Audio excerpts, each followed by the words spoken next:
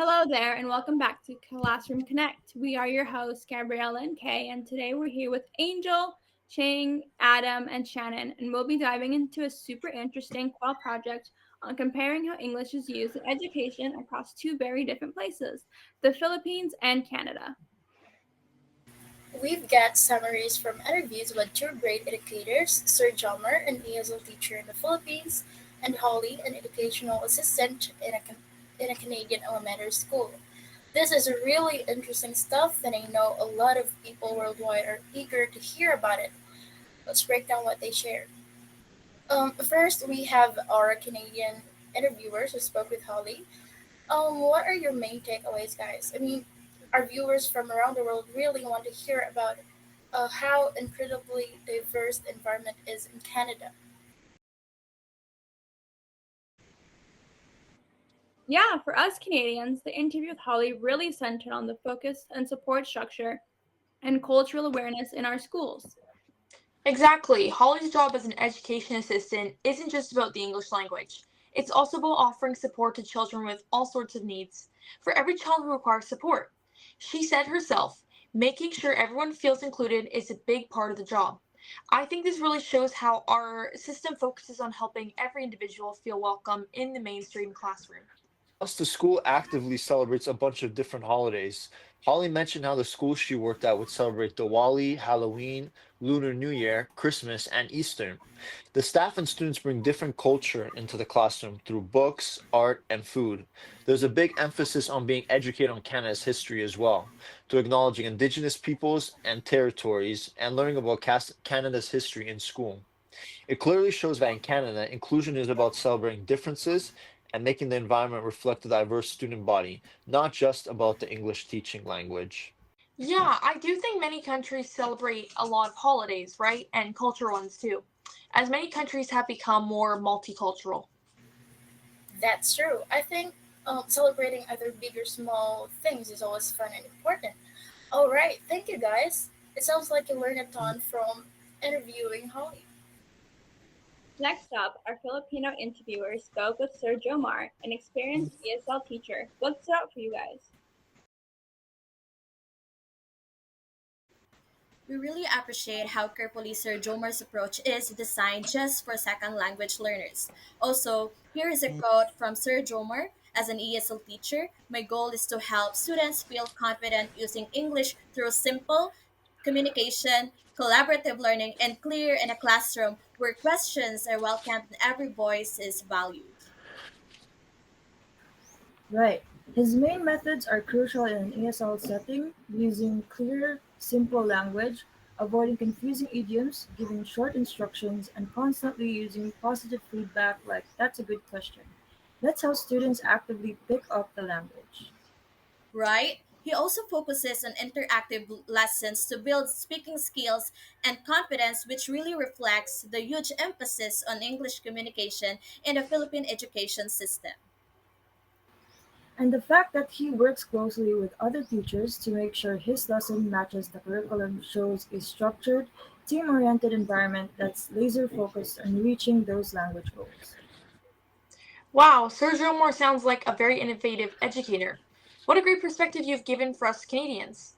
He uses very similar education tactics alike to Holly's, especially in the way they both reinforce good behavior and applaud students for small improvements. Out of curiosity, we were curious to research where this teaching style comes from, why someone might use this tactic in the first place. Well, philosopher and psychologist B.K. Skinner referred to this teaching method as operant conditioning. He suggested that all human actions result from desirable consequences or reinforcement and are weakened by undesirable consequences or punishment. This is a part of nature. For example, a dog might do a trick to receive like a doggy treat after, and a kid might do better on their assignment if they know they'll be rewarded with a student award, a good grade, or even stickers. Now let's talk about the similarities. Starting off with Similarity 1 in Chapter 5 of Intercultural Communication for Community College, author Crumpley states the types and functions of nonverbal communication. Both educators incorporate a range of nonverbal communication strategies. Holly uses vocalics and paralanguage by adjusting her pitch and tone depending on the needs of her students. For example, she may speak in a more cheerful or encouraging manner to help students feel more confident and supported. This vocal warmth fosters trust and emotional safety in her classroom. So Sir Jomar does the same, as he will make his pitch higher to seem more relaxed and carefree, and just in case his students mess up on pronunciation. Yeah, and a quote we would like to include from Holly's interview is nonverbal communication is my number one for relationship building with my students. We picked this quote as Holly, also on kinesics, including gestures, smiling, and open body movement. These forms of positive body language help her connect with students, especially when their English skills are still developing. Through these nonverbal cues, she creates a welcoming environment where students feel comfortable participating and engaging in learning. Sir Jomar does the same by offering smiles and positive body language like giving a thumbs up. Yeah, for sure. They also both believe that confidence building is essential to the teaching. They understand that praise, encouragement, and being a positive role model helps students grow emotionally and academically. Now, time for the differences. The first similarity was that in Chapter 5 of Intercultural Communication for Community College, author Crumpley states the types and functions of nonverbal communication. Both educators incorporate a range of nonverbal communication strategies. Holly uses vocalics and paralanguage by adjusting her pitch and tone depending on the needs of her students. For example, she may speak in a more cheerful or encouraging manner to help students feel more confident and supported. This vocal warmth fosters trust and emotional safety in her classroom. And a quote we would like to include from Holly's interview is nonverbal communication is my number one for relationship building with my students. We picked this quote as Holly, also on kinesics, including gestures, smiling, and open body movement. These forms of positive body language help her connect with students, especially when their English skills are still developing. Through these nonverbal cues, she creates a welcoming environment where students feel comfortable participating and engaging in learning. Yeah, for sure, exactly. Both believe that confidence building is essential. They understand that praise, encouragement, and being a positive role model helps students grow emotionally and academically. Now, time for the differences. Yeah, similar as the two educators from Canada and the Philippines are, we also observed many cultural differences. Let's start off with what the students of Canada observed when comparing the Canadian education to the Philippines. Yeah, our first difference is according to Deardoff's process model of intercultural competence. Holly demonstrates the internal outcome stage. She shows adaptability, empathy, and openness by adjusting her teaching methods to the need of her students. Holly uses English as a tool for inclusion by helping learners feel supported and able to access the classroom environment. Her communication style is emotional, flexible, and focused on building with understanding. Sir Jomar, on the other hand, uses English with a more technical and instructional purpose. His primary goals are accuracy, pronunciation, and language development. His communication emphasizes on clarity and skill building, reflecting a focus of linguistic competence rather than emotional or relational. The second difference is that their teaching methods differ. Holy uses many tools such as visuals, preferred objects, technology, translation app, and peer support, while Sir Jomar uses ESL methods such as avoiding idioms, avoiding slangs, encouraging repetition, and focusing on clarity. For their third difference, their cultural environments differ. Holly works in a multicultural Canadian school that celebrates many holidays and prioritizes Indigenous awareness, while Sir Jomer's environment focuses more on English learning rather than cultural celebration. His work is centered on structured language instruction. Now let's talk about our theories.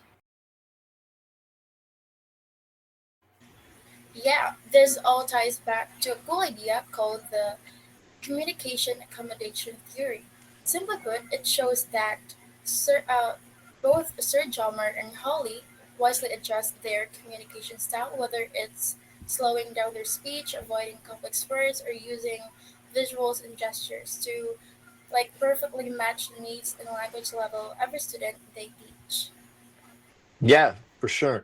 We found that the value orientation theory by Kluckhohn and Strotbeck in Crumpley's Intercultural Competence Chapter 2 fit perfectly into our interviewees, as both focus on the relationship they have with their students. Holly concentrates more on the relationship she has with each individual student, while Sir Jomar focuses on harmony and teamwork. Yeah, and now we're going to explore the language privilege and how it intertwines with professionalism in both countries. English is really such a common language that it is taught worldwide, used in a wide number of workplaces, and not just in North America, but internationally. I was talking with a local mechanic and his wife who were from Korea, and recently his wife was telling me how when you walk around the streets of Korea, you'll hear the English language spoken much more than the Korean language. And I overall just think it's much easier to travel abroad when you can understand English. Yeah, for sure. In the Philippines, English carries power. It is linked to opportunity, education, and future success. Professional English there is more formal, structured, and accuracy based. In Canada, professionalism is shown through flexibility, inclusive communication, and adapting to student needs. English is not the only language of value because the school environment respects multilingualism. Both settings, though, are professional, but the expectations are shaped by the social and cultural values of each country itself. So, whether you're teaching ESL directly in a setting like the Philippines or providing specialized support in a highly diverse school in Canada, the main goal is the same: adjust your communication to create a space where every student feels seen, respected, and confident enough to speak up. That's all the time we have for this deep dive. A huge thank you to the co-op project students for sharing their insightful interviews. Join us next time on Classroom Connect.